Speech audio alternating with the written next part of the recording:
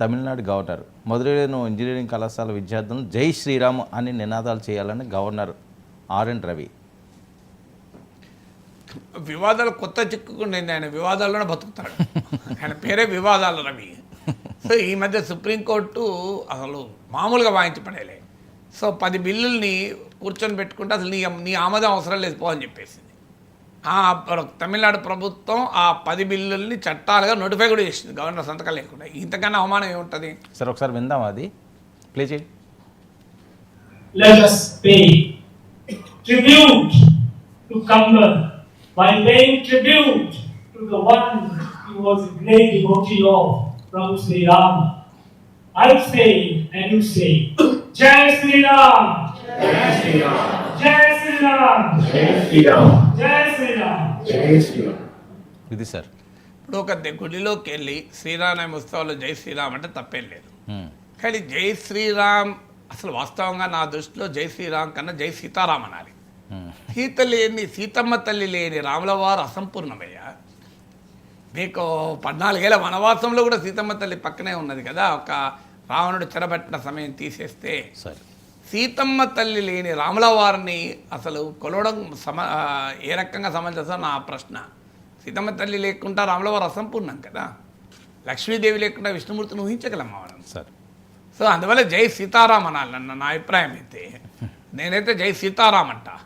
ఎందుకంటే సీతారాములు వేరువేరు కాదు. నా దృష్టిలో సీత లేని రాముడు లేడు, రాముడు లేని సీత లేదు. సో అదొక డైమెన్షన్ పోనీయండి. జై శ్రీరామ్ అనడం తప్పేమీ కాదు. మర్యాద పురుషోత్తముడిగా శ్రీరాముడు ఈనాటి సమాజానికి అనేక రూపాల్లో ఆదర్శం. అందులో ఎలాంటి భిన్నాభిప్రాయం లేదు. కానీ సమస్య ఇక్కడ ఆల్రెడీ దాన్ని ఒక పొలిటికల్ స్లోగన్గా చేసిన తర్వాత ఒక గవర్నర్, ఒక రాజ్యానికి రాజ్యాధినేత అయిన, ఇది constitutional head of the state. భారత రాజ్యాంగం అన్ని మతాలను సమానంగా చూడమని కాదు, మతాతీత రాజ్యం.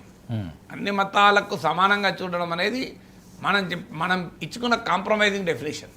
యాక్చువల్గా రాజ్యానికి మతం లేదు అనేది సెక్యులరిజం చెప్తుంది. మరి రాజ్యానికి అధినేత అయినటువంటి గవర్నర్ ఒక మతపరమైన నినాదం ఇస్తే అంగీకరిస్తామా? నేను ఒక సింపుల్ ఉదాహరణ చెప్తాను. ఒమర్ అబ్దుల్లా ఉన్నాడు, జమ్మూ కాశ్మీర్ ముఖ్యమంత్రి. అక్కడ మెజారిటీ ముస్లింలు. జమ్మూలో హిందువులు ఉన్న, కాశ్మీర్లో ముస్లింలు. ఆయన కనుక ఒక జనరల్ ఒక స్టూడెంట్స్ మీటింగ్కి వెళ్ళి అల్లాహు అక్బర్ అని నినాదం ఇస్తే ఎవరికి ఏమీ అనిపించదా? అవును. వెనుక ముఖ్యమంత్రి, రాజకీయ నాయకుడు. అక్కడ గవర్నర్, మీకు ఆంధ్రప్రదేశ్కు ఉన్న ముస్లిం గవర్నర్ అల్లాహు అక్బర్ అని నినాదం ఇచ్చాడు అనుకోండి. ఒక కాలేజీకి వెళ్ళి మీరంతా అల్లాహు అక్బర్ అనండి అని నినాదం ఇస్తే ఆంధ్రప్రదేశ్లో వివాదం కాదా? సింపుల్ క్వశ్చన్ కదా. సో తమిళనాడు గవర్నర్ ఒక ముస్లిం అయి అల్లాహు అక్బర్ అని నినాదం ఇచ్చాడు అనుకోండి. అల్లాహు అక్బర్ నినాదం ఇవ్వడం తప్ప, నువ్వు ప్రార్థనా స్థానంలో ఇచ్చుకో, అభ్యంతరం లేదు. నీకు ఒక సెక్యులర్ ప్లేస్లో మతపరమైన నినాదం ఇస్తే, ఇప్పుడు ఆ స్టూడెంట్స్లో వేరే మతాల వాళ్ళు కూడా ఉంటారు కదా. అవును. మరి వారికి రాజ్యాంగం ఆర్టికల్ 25 ఏం చెప్తోంది? రాజ్యాంగం ఏం చెప్తోంది? ప్రాథమిక హక్కుగా మతాన్ని విశ్వసించి ఆచరించి హక్కిస్తోంది. కానీ గవర్నర్ ఆ హక్కునే కాలు రాస్తున్నాడు కదా. అందువల్ల ఇది గవర్నర్ లాంటి వ్యక్తి చీప్ పాలిటిక్స్కి వెళ్ళాడు. ఇంత చీప్ పాలిటిక్స్. సో ఆయన కావాలనుకుంటే బీజేపీలో చేరి బీజేపీ నాయకుడిగా రాజకీయం చేసుకోవచ్చు. కానీ గవర్నర్గా ఉంటూ నిరంతరం రాజకీయం. ఏ స్థాయిలో అంటే తమిళనాడు పేరును మారుస్తా అంటాడు. విచిత్రం ఏంటంటే గవర్నర్కు రాష్ట్ర మంత్రివర్గం ఆమోదించి ఇచ్చిన స్పీచ్లో 2 పేరాలు ఎత్తేస్తా అంటాడు. అసలు ఎవరిచ్చారు ఈయనకు అధికారం? నాకు అర్థం కాదు. సో తమిళనాడులో ఉన్న తమిళ సంస్కృతికి వ్యతిరేకమైన, తమిళ భాషకు వ్యతిరేకం, తమిళ భావనకు వ్యతిరేకం, తమిళ సంస్కృతిని లేకుండా చేద్దామని ఆయన ఆలోచన. అలాంటి వ్యక్తి గవర్నర్గా ఎలా ఉంటాడు? ఎలా ఉంచుతారు? గవర్నర్ గురించి రాజ్యాంగం ఏం చెప్పింది? సుప్రీంకోర్టు ఏం చెప్పింది? ఈయన కేంద్ర ప్రభుత్వ ప్రతినిధి కాదు, రాజ్యాంగ ప్రతినిధి అన్నాడు. ఆయన రాజ్యాంగ ప్రతినిధి కాదు, రాజకీయ పార్టీ ప్రతినిధిగా ఉన్నాడు. కేంద్ర ప్రభుత్వ ప్రతినిధి కూడా కాదు, పూర్తిగా ఒక రాజకీయ పార్టీ ప్రతినిధిగా బిహేవ్ చేస్తున్నాడు. అందువల్ల ఒక్క క్షణం గవర్నర్ ఆ సీట్లో కూర్చుంటే ఆర్ఎన్ రవి తమిళనాడు గవర్నర్ రాజ్యాంగాన్ని భ్రష్టుపట్టినట్టు. It is a shame on the part of the constitution. Even for a second కూడా ఆయన గవర్నర్గా ఉండే అర్హత లేదు. ఆయన అలాంటి వ్యక్తి అలాగే ఉంటాడు. మన దేశ ప్రజాస్వామ్యం ఇట్లా తగలాడింది. సార్ దీని ఏమన్నా కేంద్రం సీరియస్గా తీసుకుంటే అవకాశం ఉంటుందా సార్? ఇది మతపరమైన చిచ్చు కూడా రేగే అవకాశాలు ఉంటాయి. కేంద్రమే ప్రోత్సాహంతోనే కదా ఆయన పని చేస్తున్నాడు. ఇంకా కేంద్రం ఎట్లా సీరియస్గా తీసుకుంటుంది? ఆయన కేంద్రంలో ఉన్న పెద్దల సంతృప్తి కొరకే కదా ఈ పనులు చేసేది. సార్ ఆయన తమిళనాడులో ఎన్నికలు రాబోతున్నాయి, ఆయన బీజేపీ తరఫున ప్రచారం చేస్తున్నాడు గవర్నర్.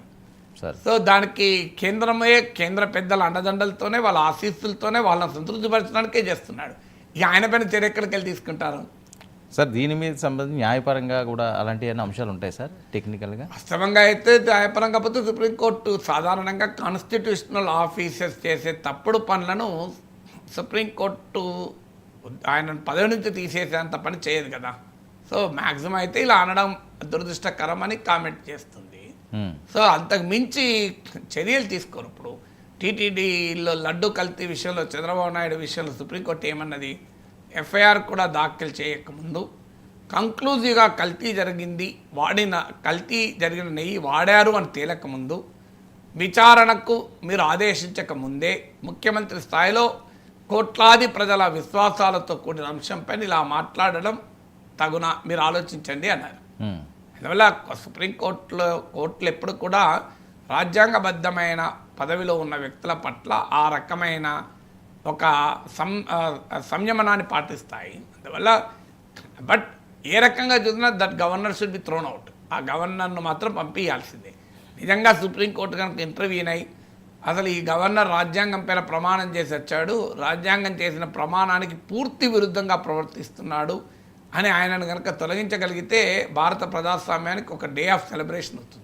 సార్ గతంలో గవర్నర్లు ఎవరన్నా ఈ రకంగా ప్రవర్తించిన సందర్భం ఉంది సార్? చాలా, అంటే ఇంత ఘోరంగానైతే ఎవరు ప్రవర్తించినట్టు కనబడలేదు.